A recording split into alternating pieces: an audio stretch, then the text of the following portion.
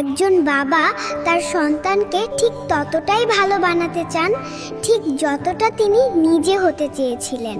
এই কথার মধ্যে লুকিয়ে আছে জীবনের এক অমূল্য দর্শন। বাবা হলো সন্তানের প্রথম শিক্ষক, প্রথম পথ প্রদর্শক এবং প্রথম অনুকরণীয় মানুষ। তিনি জানেন জীবনের সংগ্রাম কেমন হয়। একজন বাবা হয়তো তার জীবনের সব স্বপ্ন পূরণ করতে পারেননি, হয়তো দারিদ্রতা, সুযোগের অভাব কিংবা না প্রতিকূলতার কারণে তার জীবন থেমে গেছে কোনো এক জায়গায়। কিন্তু তিনি চান না এই অপূর্ণতা তার সন্তানের জীবনে আসুক।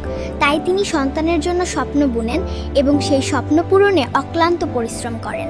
দিনের ঘাম ঝরিয়ে রাতের ক্লান্তি ভুলে সন্তানকে এগিয়ে নেওয়ার জন্য চেষ্টা চালিয়ে যান।